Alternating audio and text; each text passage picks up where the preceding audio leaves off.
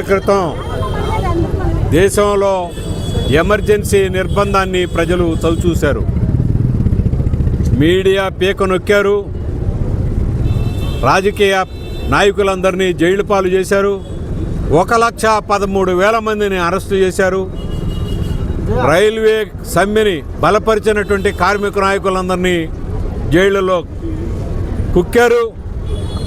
ఈ 50 సంవత్సరాల అనంతరం ఎమర్జెన్సీ చీకటి రోజుల్ని గుర్తు చేసుకుంటే దానికి మించిన నిర్బంధం ఈరోజు ముస్లింలు, క్రైస్తవులు, ఇతర మైనారిటీల మీద పెద్ద ఎత్తున సాగుతూ ఉంది.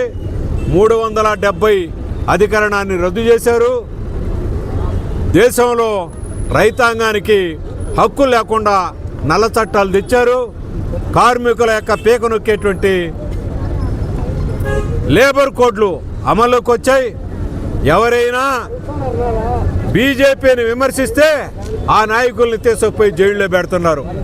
చంద్రబాబు నాయుడిని జైల్లో పెట్టారు, చంద్రబాబు నాయుడిని లొంగ తీసుకున్నారు. ఇప్పుడు కూటమి పరిపాలన సాగిస్తున్నారు. నరేంద్ర మోడీ పరిపాలన అప్రకటిత ఎమర్జెన్సీ పరిపాలన లాంటిది. ఎమర్జెన్సీలో ఆర్ఎస్ఎస్, బీజేపీ భారతదేశంలో స్వాతంత్రోద్యమంలో ఎలాగైతే లొంగిపోయారో ప్రభుత్వానికి, ఆ రకంగా బీజేపీ వాళ్ళంతా కూడా లొంగిపోయారు. ఇప్పుడు వాళ్ళంతా బీజేపీ వాళ్ళంతా ఎమర్జెన్సీకి వ్యతిరేకంగా పోరాడినట్టుగా ప్రకటించుకుంటున్నారు.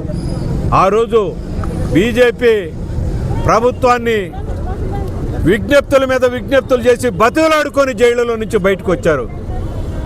మనం చేస్తున్నాం, పోరాడింది కార్మికులు, విద్యార్థులు, వామపక్షాలు, వీళ్ళు పోరాడారు ఎమర్జెన్సీకి వ్యతిరేకంగా. ఈరోజు నరేంద్ర మోడీ కూటమి పరిపాలనకు కూడా వ్యతిరేకంగా పోరాడుతుంది వామపక్షాలు. ఈ పోరాటాల్ని మరింత పెద్ద ఎత్తున సాగించాలని చెప్పి ఈ నల్ల చట్టాల, ఈ ఎమర్జెన్సీ పరిపాలన, వీటన్నిటిని దృష్టిలో తీసుకున్నప్పుడు వాటికి వ్యతిరేకంగా పోరాడాలని చెప్పేసి ఆ స్ఫూర్తితోనే, ఎమర్జెన్సీ వ్యతిరేక పోరాట స్ఫూర్తితో బీజేపీ వ్యతిరేక పోరాటం సాగాలని చెప్పి విజ్ఞప్తి చేస్తున్నాం.